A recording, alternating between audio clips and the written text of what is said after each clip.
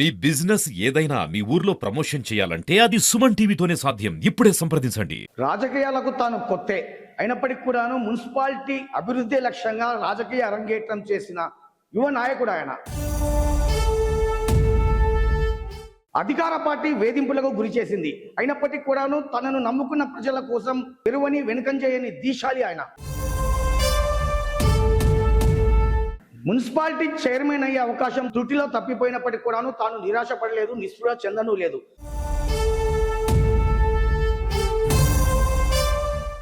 తనను ఆదరించి ఆశీర్వదించిన వార్డు ప్రజల అభివృద్ధి సంక్షేమమే ధ్యేయంగా ముందుకు సాగుతున్న గొప్ప ప్రజానాయకుడు ఆయన. తానెవరో కాదు, మద్దూరు మున్సిపాలిటీ 15వ వార్డు కౌన్సిలర్ కల్లపు దినేష్.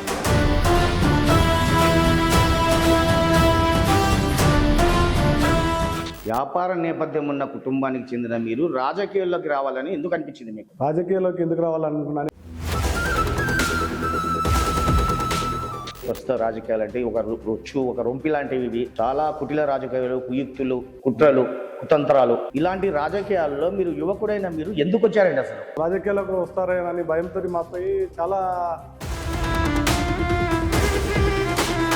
అంటే పదవీ కాంక్షతోనో లేకపోతే మీ వ్యాపార సంస్థలను కాపాడుకునేందుకో మీరు రాజకీయాల్లోకి వచ్చారు అని నేనంటే మీరేమంటారండి? నేను పదవి గురించి కాదు, పదవి కావాలనుకుంటే నేను వద్దనుకున్నా, పదవులు వచ్చినాయి. నాకు లేదు, పదవుల గురించి నాకు అవసరం లేదు. బీఆర్ఎస్ పార్టీలో స్థానికంగా మీకంటే చాలా మంది సీనియర్లు ఆల్రెడీ ఉన్నారు. అలా సీనియర్లు ఉన్నప్పటికీ కూడా మీకే ఎందుకు మున్సిపల్ చైర్మన్ అభ్యర్థిగా బీఆర్ఎస్ పార్టీ ప్రకటించింది? అన్నీ చైర్మన్ ఎందుకు ప్రకటించిందంటే వాళ్ళు అందరు కలిసి మీరు అధికార పార్టీ ఆగడాలను అడ్డుకోవడమే లక్ష్యంగా మీరు పెద్ద ఎత్తున డబ్బులు ఇచ్చి బీఆర్ఎస్ పార్టీ నుంచి టికెట్ కొనుక్కున్నారు అనే ఒక విమర్శ ఉంది. అధికార పార్టీ అండ చూసుకొని కొందరు నాయకులు మీ ధాన్యపు నిల్వలను ఎత్తుకెళ్లారు, అలాగే మీ మిల్లుల కరెంటు కూడా కట్ చేశారంటున్నారు. ఇది నిజమండి?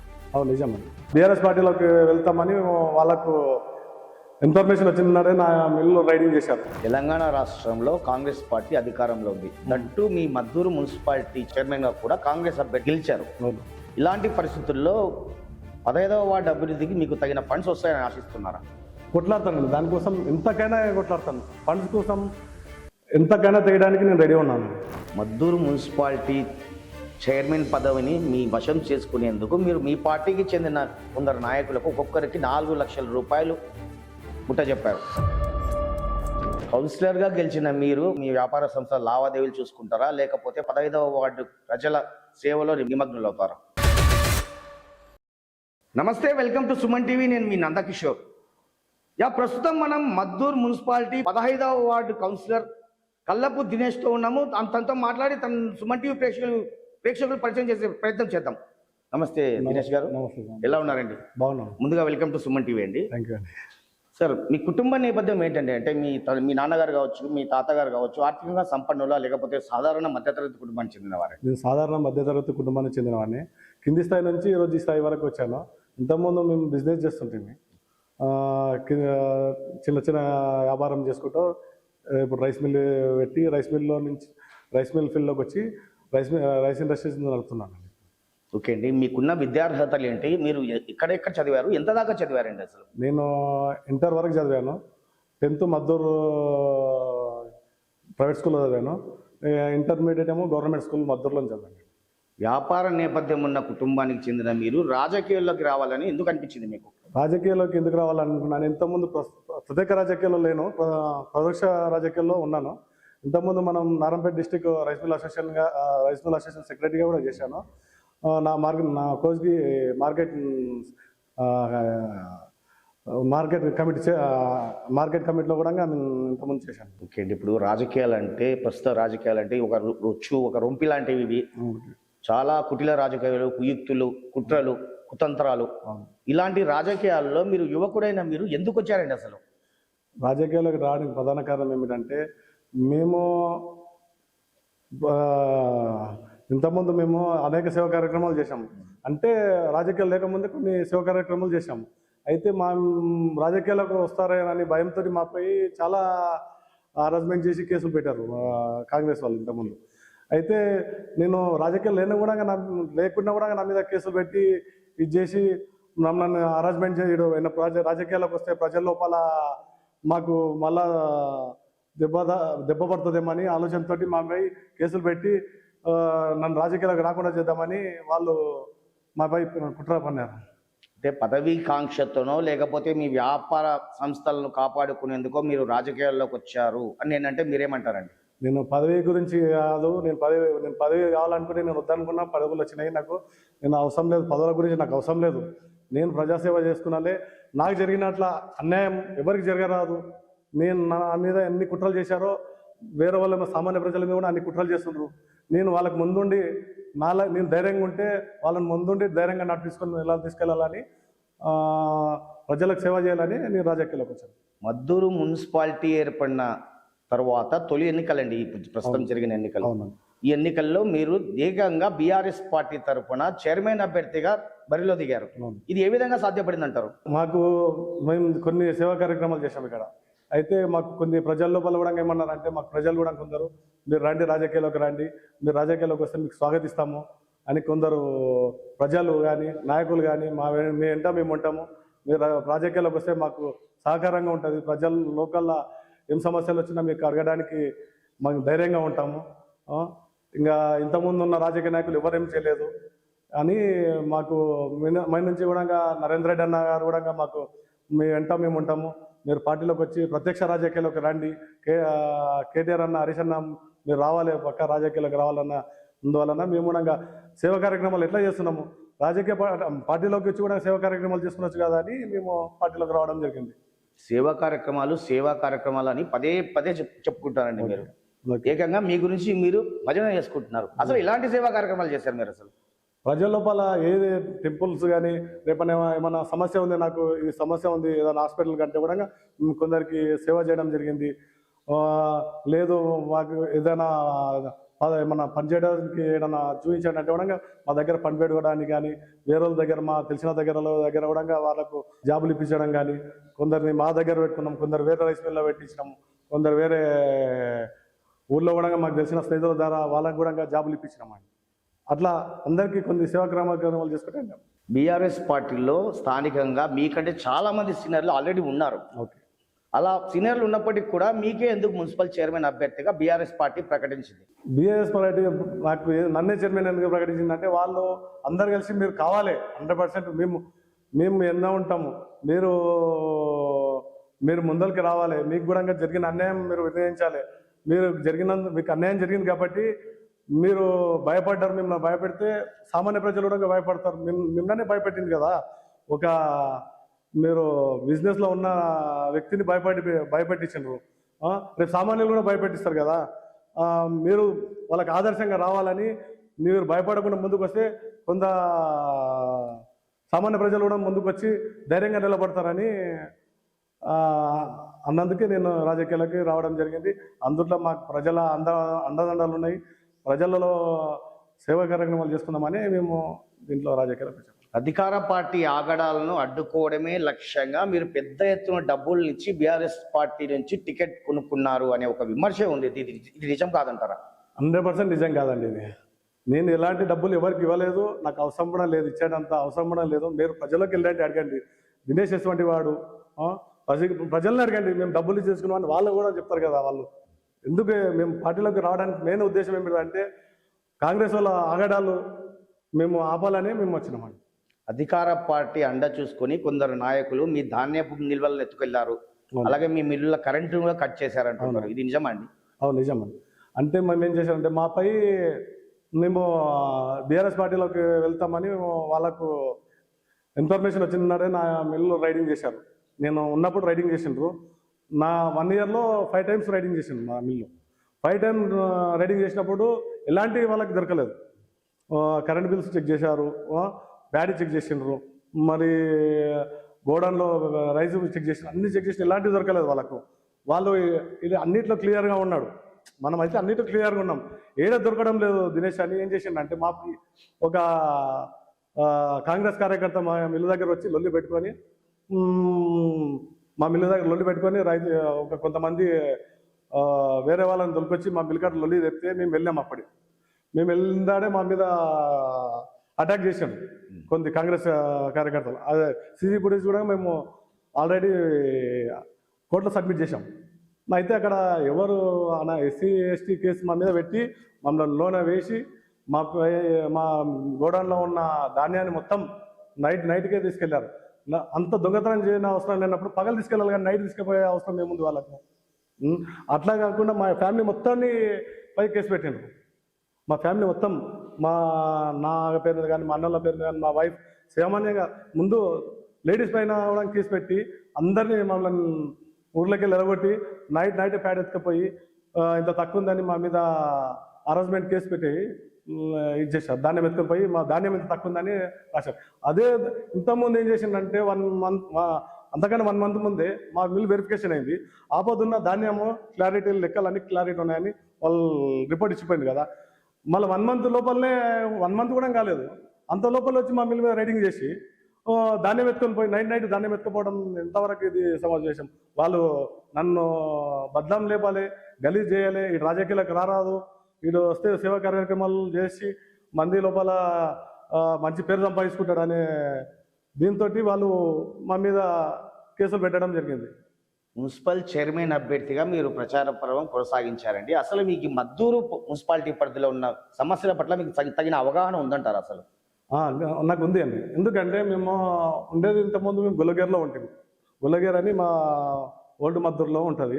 అక్కడ ఏముందంటే ప్రధాన ఏముందంటే వాటర్ కానీ డ్రైనేజ్ కానీ మరి రోడ్లు కానీ మీరు వచ్చి చూడండి ఒకసారి. ఇప్పుడు మద్దూరు లోకల్ వెళ్ళి చూడండి, పాత మద్దూరే కానీ ఇప్పుడు కొత్త మద్దూరే కానీ మొత్తం చూడండి, మొత్తం డ్రైనేజ్ అట్లే రోడ్డు మీద వాడుతుంది. ఒక సీఎం కాన్సెన్స్ అన్నాక ఎట్లుండాలండి?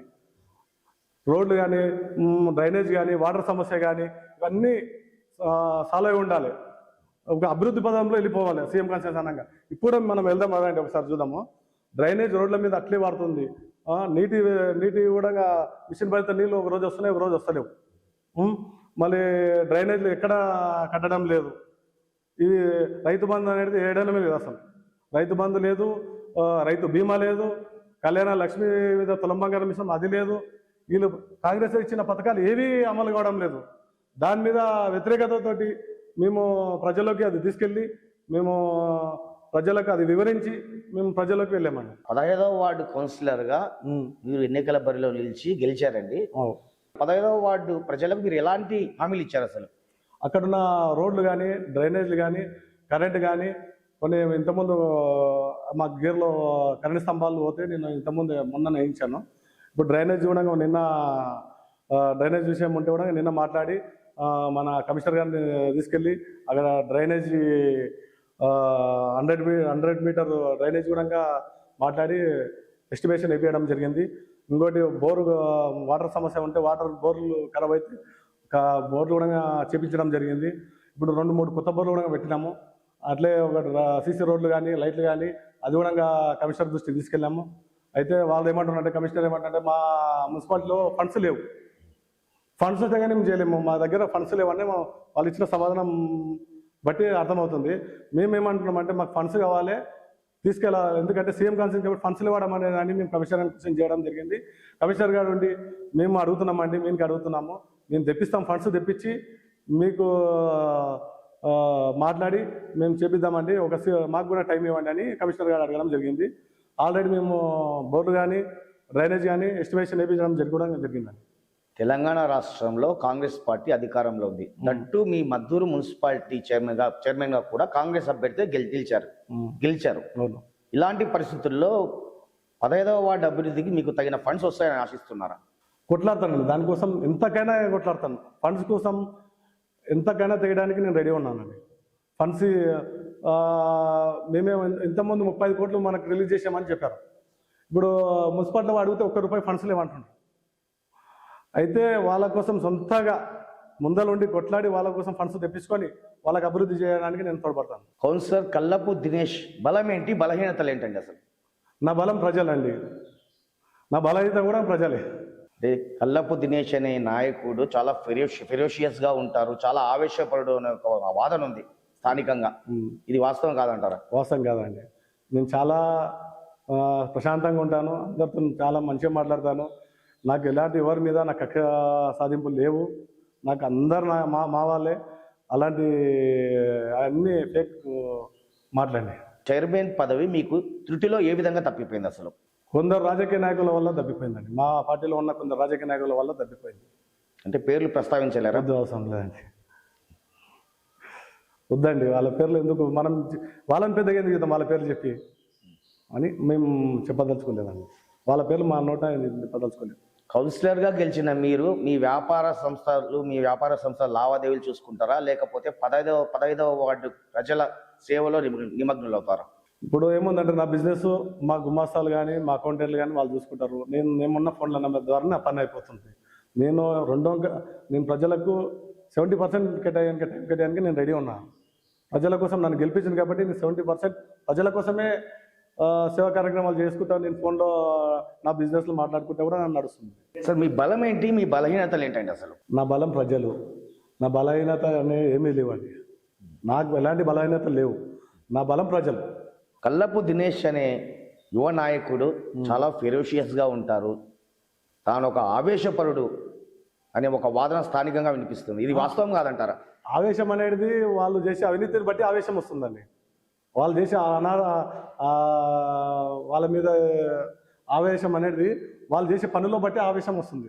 వాళ్ళు ఏదైనా చెడు పనులు చేస్తుంటే కానీ ఏదైనా పని చేస్తుంటే అడ్డుకోవడం వల్ల కానీ అలాంటి పనులు చేసినప్పుడు మాకు ఆవేశం వస్తుంది. కానీ వేరే విషయంలో ఆవేశం అనేది రానే రాదు నా పేరు మీద. నాకైతే మున్సిపాలిటీ పీఠం కాంగ్రెస్ హస్తగతమైంది. ఇలాంటి పరిస్థితుల్లో మీరే చెప్తారు కాంగ్రెస్ పార్టీ ఆగడాలను చేస్తుంది అని. మరి ఆ కాంగ్రెస్ పార్టీ చేసే ఆగడాలను మీరు ఏ విధంగా ఎదుర్కోబోతున్నారు? కాంగ్రెస్ చేసే ఆగడాలని మేము ఎదుర్కోవడానికి నేను రాజకీయాలకు వచ్చాను. ఇంతకుముందు రాజకీయాలు లేను కాబట్టి వాళ్ళ ఆగడాలు నచ్చినాయి. ఇప్పుడు నేను వచ్చిన క్వశ్చన్ చేయడానికి వచ్చి ముందలుండి నా ఎంత జనం ఉంటారు, నా ఎంత జనాన్ని దొరికిపోయి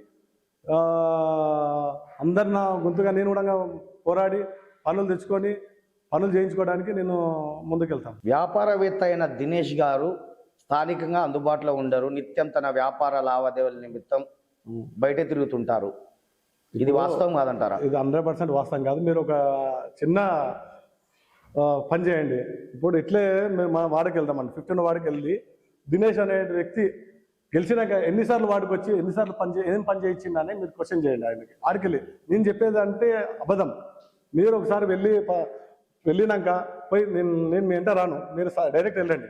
డైరెక్ట్ వెళ్ళి దినేష్ గెలిచినాక ఎన్నిసార్లు మీ వాడికి వచ్చి ఏమేమి సమస్యలు పరిష్కరించిందని మీరు అడిగితే మీకే తెలుస్తుంది కదా నేను అనేది. 15వ వార్డు కౌన్సిలర్గా మీ భవిష్యత్ కార్యాచరణ అంటే ఈ 15వ వార్డు అభివృద్ధి కోసం కావచ్చు, 15వ వార్డులో మీకు ఓట్లేసి గెలిపించిన స్థానికుల సంక్షేమానికి కావచ్చు, వారి శ్రేయస్సుకు కావచ్చు, ఈ భవిష్యత్ కార్యాచరణ అన్నది ఏ విధంగా ఉండబోతుంది? ఇప్పుడు మా వార్డులో కొందరికి ఇండ్లు లేవు, ఇండ్లు కూడా మంజూరాయలు. ఇండ్లు మంజూరాయలలో కూడా పార్టీ టీఆర్ఎస్ పార్టీ అనే వ్యక్తులకు కూడా ఇండ్లు రాకుండా చేసిండ్రు. కట్టర్ టీఆర్ఎస్ పార్టీ వాళ్ళకు ఇండ్లు రాకుండా ఒకటి చేసిండ్రు. పింఛన్లు కూడా ఇవ్వలేదు. ఇంకా మన కొందరికి మన ప్రాబ్లమ్స్ వస్తే కూడా వాళ్ళు సాల్వ్ చేస్తలేరు. దాని మీద మేము ముందుకెళ్ళి మొన్న కూడా పింఛన్ రాని వాళ్ళకి అన్నీ లిస్ట్ అవుట్ చేసినాము. వాళ్ళకు పింఛన్ రాని వాళ్ళకి కూడా ఇండ్లు రాని వాళ్ళందరూ లిస్ట్ అవుట్ చేసుకొని మేము ఒక లిస్ట్ అవుట్ తయారు చేసి మేము కలెక్టర్ గారికి వినతి పత్రం ఇచ్చి వాళ్ళకు పింఛన్లు కానీ ఇండ్లు కానీ ఇంకేమైనా సమస్యలు ఉంటే కానీ ఇంకా పరిశీలించడానికి మేము ఆల్రెడీ ఒకటి లిస్ట్ అవుట్ తయారు చేసి కలెక్టర్ చేయడానికి మేము ముందు పెట్టడానికి మేము వెళ్తున్నాం అనుకుంటున్నాం. మద్దూరు మున్సిపాలిటీ చైర్మన్ పదవిని మీ వశం చేసుకునేందుకు మీరు మీ పార్టీకి చెందిన కొందరు నాయకులకు ఒక్కొక్కరికి 4 లక్షల రూపాయలు ముట్టజెప్పారు. అది అవాస్తవం అండి, అవాస్తవం. అంటే నిప్పు లేదే పొగరాదండి. ఇంకా పార్టీలో రాజకీయంగా ఉన్నప్పుడు వాళ్ళు అసత్యపరిచారాలు ఎన్నో చేస్తారు, మీకు తెలియదు ఏం లేదు. అది వాళ్ళ ఏదైనా అనుకోండి అండి. మేమైతే ఎలాంటి డబ్బులు కానీ ఏమీ ఇవ్వలేదండి. వాళ్ళంతా వాళ్ళ స్వతంత్రంగా పెట్టుకొని వాళ్ళ ఎన్నికల ఖర్చు ఎంత ఉందో అంత ఖర్చు పెట్టుకొని స్వతంత్రంగా ప్రజలకు వెళ్ళి కేసీఆర్ మీద అభిమానంతో ఓట్లు వేసిండ్రు అండి. మాకు కేసీఆర్ మీద అభిమానంతో రేవంత్ రెడ్డి ఆగడాలు ఆయన చేసే కార్యక్రమాలు 6 గ్యారెంటీలు అమలు కాకపోవడం వలన వాళ్ళ మీద వ్యతిరేకతతో మాకు టీఆర్ఎస్ ఓట్లు పడ్డాయి. కేసీఆర్ గారిని చూసి ఓట్లు వేశారు, కాంగ్రెస్ ఆగడాలను చూసి ఓట్లు వేశారంటారు. అంటే స్థానికంగా మీకు సరైన పట్టు లేదంటారా? పట్టుంది, మాకు పట్టు ఉంది. ఆల్రెడీ టీఆర్ఎస్ అంటే పట్టు ఉంది. మేమంటే అభిమానం కూడా ఉంది. మేము చేసే కార్యక్రమాలు చూసి ప్రజల లోపల మా మీద అభిమానం కూడా ఉందండి. ఓకే అండి, ప్రస్తుత రాజకీయాల పట్ల మీ ఒపీనియన్ ఏంటి? అంటే ఇప్పుడు ప్రస్తుత రాజకీయాలన్నీ కూడాను పూర్తిగా స్వార్థపూరితమైన రాజకీయాలు కొనసాగుతున్నాయి, పూర్తిగా డబ్బుతో ముడిపడి ఉన్న రాజకీయాలు కొనసాగుతున్నాయి అనే ఒక భావన అయితే ప్రజల్లో స్థిరపడింది. మీ ఒపీనియన్ ఏంటండి ఈ విషయంలో? అన్ని డబ్బుతో చూడడం తప్పండి. కొందరు సేవా కార్యక్రమాలు చేసిన వాళ్ళకు కూడా కానీ, లేకుంటే ప్రజల లోపల నిత్యం ఉండి సేవా కార్యక్రమాలు చేసి నిత్యం ప్రజల్లో ఉండే వారికి ఓట్లేస్తారండి. అసలు డబ్బే పనిచేయదండి కొన్ని జాగాల్లో. మా వార్డులో ఎంత ప్రభావితం చేసిందంటే, దయదార ఒక సీఎం అన్నగారు వచ్చి ఆడ కూర్చొని బెదిరించి భయభ్రాంతులకు చేస్తే కూడా ప్రజలు మా వైపు ఉండి మమ్మల్ని గెలిపించుకోవడానండి. మీరు నామినేషన్ కూడా వేయలేని పరిస్థితి ఏర్పరిచారంటుంటారు. అది వాస్తవం అండి. వాళ్ళు నామినేషన్ ఏడ దొరుకుతానని నా నామినేషన్ పత్రాలు ప్రతిదీ క్షుణ్ణంగా పరీక్షించాను. నాపై ఏమేమి ఉన్నా అభిప్రాయాలు అన్నీ కూడా అందులో ఇచ్చేసాను. కౌన్సిలర్గా గెలిచేందుకు మీరు మీ 15వ వార్డు ఓటర్లకు ఓటుకు 2000 పంచారు. అది అవాస్తవం. 1000 రూపాయలు పంచారా? ₹1 పంచలేదండి. మేము ప్రజల్లో వెళ్ళి మేము మాట్లాడామండి. కేసీఆర్ చేసిన పథకాలు, మేము చేసిన సేవా కార్యక్రమాలు, మరి ప్రజలకు మీకు ఏం సమస్య ఉందో అది తెలుస్తామని వాళ్ళకి హామీ ఇచ్చినాం కాబట్టి మాకు ప్రజలు ఓటేసింది. ప్రస్తుతం కొనసాగుతున్న ప్రజాస్వామ్య వ్యవస్థలో ఓటుకు నోటు ఇవ్వనిదే ఓటర్లు ఓటు వేయరు. ఇది వాస్తవం కాదంటారా? అట్లాంటి ఇప్పుడు అధికారంలో కాంగ్రెస్ ఉంది. కాంగ్రెస్ వాళ్ళు ఏం చేసినాడో మీకు తెలుసుంటుంది, నేను చెప్పేది అవసరం లేదు. మీరు ప్రజల్లోకి వెళ్ళండి, వాళ్ళే చెప్తారు. వాళ్ళు ఎన్ని ప్రలోభాలు పెట్టారు, డబ్బుతో పెట్టారా, భయభ్రాంతులకు గురి చేశారా అనేది మీరు ప్రజలకు వెళ్ళి అడగండి. మేము చేశామని వాళ్ళే కదా అడగండి. వాళ్ళని అడిగితే వాళ్ళ సమాధానం మీకు ఇస్తారు కదా. నేను చెప్పే దాంట్లో వాళ్ళ ప్రజల లోపల అడిగితే మీరు వాళ్ళే చెప్తారు కదా. ఓకే అండి, మీ జీవితాశయం ఏంటండి అసలు? నా జీవితాశయం సేవ చేసుకుంటే పాటు నా ప్రజల్లో ఉండాలి అని నా ఆలోచన.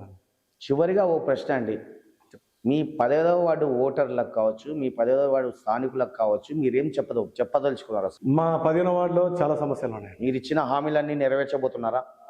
నేను ఏమంటున్నానంటే, మా 15వ వార్డులో చాలా సమస్యలు ఉన్నాయి. ఆ సమస్యలన్నీ పరిష్కరించి ఆడ ఎక్కడేమేమి ఉందో తెలుసుకొని వాళ్ళ ప్రజల సమస్యలన్నీ పరిష్కరించడానికి ముందు ఉండాలని నేను కోరుకుంటున్నాను. వాళ్ళకి నేను ముందుండి అవన్నీ సమస్యలు తీర్చాలని కోరుకుంటాను. నాయకులు రాజకీయాల్లో రాణించేందుకు కోసం అంటే ఒక పదవిని ఆశించి సేవా కార్యక్రమాలు స్టార్ట్ చేస్తారు. ఆ పదవి రాగానే సేవా కార్యక్రమాలన్నింటినీ కూడా దృష్టి పెట్టేస్తారు అనే ఒక వాదన ఉంది.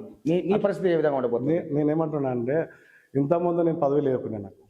నేను ఏడన్నా అడగండి, మద్దూరులో గుళ్ళ కానీ ఎవరికైనా హాస్పిటల్ పదవి లేదు కాబట్టి పదవిని ఆశించే దినేష్ అనే వ్యక్తి సోషల్ యాక్టివిటీస్ చేశారు. అంతే.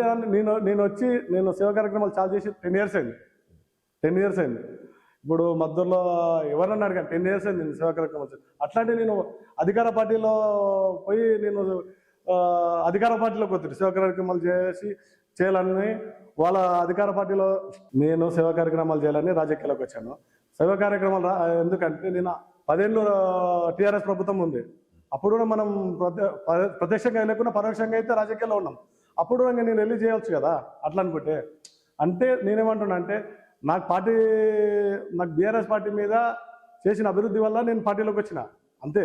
ఇన్ని రోజులు పరోక్షంగా ఉండి కూడా సేవా కార్యక్రమాలు చేసిన, ఇప్పుడు ప్రత్యక్షంగా వచ్చి రాజకీయాలకు వచ్చి సేవా కార్యక్రమాలు చేద్దామనే ఆలోచనతో నేను వచ్చిన. కానీ నేను ఏదో ఇందులో వచ్చి సంపాదించుకోవడానికి అనేది నాకేం అవసరం లేదండి. ఆల్రెడీ నాకు బిజినెస్లో ఉన్నాయి. బిజినెస్లో నేను చేసుకోగలుగుతా. నేను ప్రజల్లోకి వచ్చి ప్రజాసేవా కార్యక్రమాలు చేయాలని నేను రాజకీయాల్లోకి వచ్చాను. మొత్తం మీద 15వ వార్డు సర్వతోముఖాభివృద్ధి మీ లక్ష్యం అంటారు? అవునండి, నేను ప్రజల్లోకి వెళ్ళాలని నా లక్ష్యం. మీరు ఎన్నికల్లో ఇచ్చిన హామీ ఇది. హామీలన్నీ నెరవేర్చాలని. ఆ హామీని నెరవేరుస్తారా లేకపోతే బుట్టదాఖలు చేస్తారా? 100% నేను నెరవేర్చడానికి సిద్ధంగా ఉన్నానండి. ఇప్పుడు నేను కౌన్సిలర్కి అయ్యి ఒక 15 డేస్ అయింది కదా. మీరు 15 డేస్లో ఏమేమి చేసినా మీరు అడగండి. డ్రైనేజ్ ఎస్టిమేషన్ ఇప్పించాను, ఆడ ఒక బోర్ దింపించాను, మరి ఆడ బోరు ఖరాబ్ అయితే బోరు ఇప్పుడు పీకడానికి ఇప్పుడు మనుషులు పంపించాను. ఆ బోర్ కూడా రిపేర్ చేయిస్తున్నాను, స్తంభాలు వేయిస్తున్నాను. అంటే జరిగిన 15 రోజుల్లో నేను ఎంత అభివృద్ధి చేస్తున్నాను అనేది ప్రజల్లోకి అర్థమవుతుందండి. నేను చెప్పడం కంటే మీరు వెళ్ళి మా కాలనీలో 15 వార్డులో అడగండి. ఎన్నిసార్లు వార్డుకు వచ్చినా, ఎన్నిసార్లు చేసినా, ఏం పని చేసిండు దినేష్ వచ్చి 15 రోజుల్లో అనేది మీరు అడిగితే, నేను చెప్పడానికన్నా మీరు పోయి అడిగితే అర్థమవుతుందండి. నేను చెప్తే అది అబద్ధమని మీరు బయట ప్రతిపక్షాలు అంటాయి కదా, అందుకోసంగా మీరు పోయి అడిగితే నిజం అనేది ఏమో మీరు చెప్తే బాగుంటుందని నేను ఆలోచిస్తున్నాను. అధికార పార్టీ మీకు ఫండ్స్ ఇవ్వకపోతే మీ వార్డు డెవలప్మెంట్ ఏ విధంగా సాధ్యపడుతుంది అనుకో? అధికారం నేను కొట్లాడతాం. నేనేమంటున్నాను, ఇప్పుడు ఫండ్స్ అనేవి అందరికి రావాల్సిందే కదా. ఇప్పుడు మున్సిపల్లో ఫండ్స్ వచ్చినప్పుడు అందరూ ఆవేశపరులు కాదు అన్నారు, మరి నేను కొట్లాడతా అంటున్నారు. ఇప్పుడు కొట్లాడతా అంటే జనం కోసం కొట్లాడతాను అంటున్నా, కానీ నేను వేరే వాళ్ళ దగ్గర కొట్లాడతాను అంటలేను కదా. రాజకీయంగా పరంగా వాళ్ళు మాకు వచ్చే నిధులు రాకుంటే మేము కొట్లాడతాను అంటున్నాను. ఎందుకంటే రాజకీయ మనకు అవతల నిధులు వచ్చి కాంగ్రెస్ అవతల నిధులు వచ్చి మనకు రాకుంటే దాని విషయంలో కొట్లాడతా అంటున్నాను. 100% నిధుల కోసం కొట్లాడతా, 100% నేను కొట్లాడతా. నిధుల కోసం ఎంత దానికైనా నా జనాన్ని నా వెంబడి పెట్టుకున్నా, కూర్చొని ఆఫీస్ ముందర కూర్చొని కలెక్టర్ ముందర కూర్చొని ధర్నాలు చేశానా, నిధులు తెచ్చుకొని నేను పని చేయగలుగుతాను. బీఆర్ఎస్ తరఫున మద్దూరు మున్సిపల్ చైర్మన్ అభ్యర్థిగా మీ పేరు ప్రకటించారండి. కానీ కాంగ్రెస్ పార్టీలో చిట్ట చివరి క్షణం వరకు కూడా చాలా గందరగోళ పరిస్థితులు ఏర్పడ్డాయి. ఇలా ఎందుకు జరిగింది అనుకుంటున్నారు? అయితే అక్కడ ఏం చేశాను అంటే, అక్కడ చైర్మన్ క్యాండిడేట్ని ఫస్ట్ వాళ్ళు ఏమనుకున్నారు అంటే, కొందరు ఏమనుకున్నారు నేనే చైర్మన్ అని వాళ్ళంతకు వాళ్ళే ప్రకటించుకున్నారు. ఒకటి రెన్వట్లలో కానీ ఒకటి మద్దూరులో కానీ వాళ్ళే ప్రకటించుకొని వాళ్ళ పెట్టుకొని ఎంత లొల్లి అయిందనేది మీకు తెలుసు. ఆఖరికి సీఎం అన్న మీదనే రాళ్ళేసే వరకు తెచ్చుకున్నారు వాళ్ళు, కాంగ్రెస్ వాళ్ళు. మా దాంట్లో అలా కాదండి, ఫస్ట్ ప్రకటించుకున్నారు చైర్మన్ క్యాండిడేట్ దినేష్ని ఓడగొట్టడానికి, ప్లస్ మన ఉన్న క్యాండిడేట్ని ఓడగొట్టడానికి విశ్వ ప్రయత్నాలు చేసిన వాళ్ళు. విశ్వ ప్రయత్నాలు చేస్తే కూడా వాళ్ళు ప్రజలు మా ఇంటే ఉండి మాకు సపోర్ట్ చేసి మమ్మల్ని 6 వార్డులను గెలిపించడానికి ప్రయత్నం చేసిందండి. సీఎం సొంత ఇలాకాలో సీఎం తమ్ముడే వచ్చి కూర్చున్నప్పటికి కూడాను మీరు ఈ ఎన్నికల బరిలో నిలిచారు. అవును. అసలు మీ మొండి ధైర్యం ఏంటండి? అసలు నా ధైర్యం ప్రజలండి. నా వెనక ఉన్నది మా ప్రజలు. ఆ ప్రజల కోసమే నేను నిలబడ్డాను. వాళ్ళు ఇచ్చిన ధైర్యమే నాకు ఇంతవరకు తీసుకొచ్చిందండి. ప్రతి ఒక్కరికి జీవితంలో ఒక లక్ష్యం అన్నది, ఒక స్థిరమైన లక్ష్యం అన్నది ఉంటుందండి. మీ జీవిత లక్ష్యం ఏంటి అసలు? నా జీవిత లక్ష్యం నా ఊరు బాగుపడాలి, మా వాడ మొత్తం బాగుపడాలి, 15వ వార్డు మొత్తం తెలంగాణ మొత్తం బాగుపడాలి, మీన కేసీఆర్ రావాలి అనే లక్ష్యంతోనే దిగినామండి. ఇది జరుగుతుందంటారా? జరుగుతుందండి. ఎందుకంటే ఇప్పుడు వాళ్ళు ఇచ్చిన 6 గ్యారెంటీలు ఒక్కటి కూడా అమలు కాలేదు. ఒకటి ఫ్రీ బస్ తప్ప. రైతు బంధు 4 విడతలు అయిందండి వీటికి. కాబట్టి 4 విడతల్లో 3 విడతలు ఎగ్గొట్టారు. ఒకటి. ఇంకోటి బోనస్ ఇస్తామని ఒక విడతనే బోనస్ ఇచ్చారు. ఇంతకుముందు ఇప్పుడు ఉన్న దానికి కూడా బోనస్ దయదారం నారాయణపేట డిస్టిక్కే 25 కోట్ల బోనస్ పెండింగ్లో ఉంది. మీరు తెలుసుకోండి ఒకసారి డీమ్ ఆఫీస్కి వెళ్ళి. 25 కోట్ల బోనస్ పెండింగ్ ఉంది. అయితే ఇంతకుముందు ఏముందంటే ఇప్పుడు పంట వేయకముందే పంట వేసే టైం లోపలనే రైతు బంధు వచ్చేది. ఇప్పుడు పంటలు వేసినా కూడా రైతు బంధు వస్తలేదు. అట్లా కొన్ని పథకాల్లో అందులో కాంగ్రెస్ చేసిన పథకాలు, కాంగ్రెస్ ఇచ్చిన హామీలు ఎలాంటివి నెరవేరలేదు. కాబట్టి మేము గెలుస్తాం 100%. మేము చాలా పథకాలు ఇచ్చాము, చాలా అమలు చేశాము. కాబట్టి మేము గెలుస్తామన్న కాన్ఫిడెన్స్ తోటి మేము ముందుకెళ్తున్నామండి. రాష్ట్రంలో తెలంగాణ రాష్ట్రంలో కాంగ్రెస్ పార్టీ అధికారంలో ఉన్నప్పటికీ కూడాను తాజాగా జరిగిన స్థానిక సంస్థల ఎన్నికల్లో మీ పార్టీ బీఆర్ఎస్ పార్టీ గట్టి పోటీ ఇచ్చింది. ఇది దేనికి సంకేతం అని భావిస్తున్నారు మీరు? వాళ్ళు 6 గ్యారెంటీలు ఇచ్చారండి. 6 గ్యారెంటీలో ఒక గ్యారెంటీ కూడా నెరవేరలేదు. ఒక ఫ్రీ బస్ తప్ప. అది కూడా ఏమవుతుందంటే లేడీస్కు ప్రాబ్లం అవుతుంది. ఏమో వాళ్ళు ఫ్రీ బస్ పెట్టడం వల్ల మన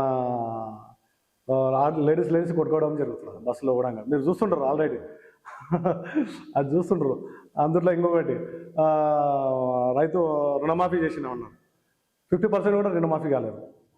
ఇంకా మహిళలకు 2500 ఇస్తామన్నారు, అది కూడా అమలు కాలేదు. స్కూటీలు ఇస్తామన్నారు, అది కూడా అమలు కాలేదు. వాళ్ళు ఇచ్చిన 6 గ్యారెంటీలు కాదు, 420 హామీలు ఒక్కటి కూడా 6 హామీలు కాదు, వాళ్ళు ఇచ్చిన 420 హామీలు. 420 హామీల్లో 3 హామీలు కూడా సరిగ్గా నెరవేర్చలేకపోయారు. దాని వ్యతిరేకాన్ని మేము ప్రజల్లోకి తీసుకెళ్ళాము. ఇంతకుముందు మేము చేసిన అభివృద్ధి పథకాలు కూడా ప్రజల్లోకి తీసుకెళ్ళి మేము ప్రజలను దగ్గర తీసుకెళ్ళిన తర్వాత వాళ్ళు చెప్పిన కేసీఆర్ ఉండినప్పుడే బాగుండే, మాకు కాంగ్రెస్ వచ్చినాక చాలా బాధపడుతున్నాము అని వాళ్ళ లోపల ఉద్యమంలాగా వచ్చి మమ్మల్ని గెలిపించడం జరిగింది. మరో 3 ఏళ్లలో జరగనున్న జనరల్ ఎలక్షన్స్లో బీఆర్ఎస్ అధికారంలోకి వచ్చే అవకాశం ఉందండి. 100% బీఆర్ఎస్ 2.5 సంవత్సరాల్లో బీఆర్ఎస్ అధికారంలోకి వస్తుంది. మా నరేంద్ర అన్న కొడంగల్ నుంచి ఎమ్మెల్యేగా అయ్యి ముందు అభివృద్ధి పథంగా తీసుకువెళ్తాడు. ఎందుకంటే నరేంద్రన్న గురించి ఏం చెప్తున్నాడు, 2 వ్యాఖ్యలు చెప్తాను. నిత్యం ప్రజల్లో ఉండే వ్యక్తి అంటే ఎవరంటే మన నరేంద్రన్న. ప్రతి చిన్న ఫంక్షన్ జరిగినా కానీ, చిన్న ఏమైనా పని ఉన్నా కానీ డైరెక్ట్ ఒక లీడర్ కాకుండా ఒక సామాన్య కార్యకర్త పోయి మాట్లాడే వ్యక్తి మన నరేంద్రన్న అండి.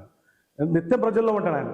మీరు ఇప్పుడు కూడా చూడండి, అధికారం లేకపోయినా కూడా ఆయన నిత్యం ప్రజల్లోకి వచ్చి మన కొడంగల్ కాన్స్టిట్యున్సీకి దగ్గర గెలిచినప్పటి నుంచి ఒక 1000 సార్లు వచ్చింటాడు ఓడిపోయినా కూడా. అంటే ఆయన ప్రజల్లో ఎంత మమేకం అయిపోయింది అనేది మీకు అర్థమవుతుంది. 1000 సార్లు వచ్చి పోయినట్టు. ఓడిపోయినాక సామాన్యంగా కాన్స్టిట్యున్సీకి అడపదడపగా వచ్చి వెళ్తుంటారు.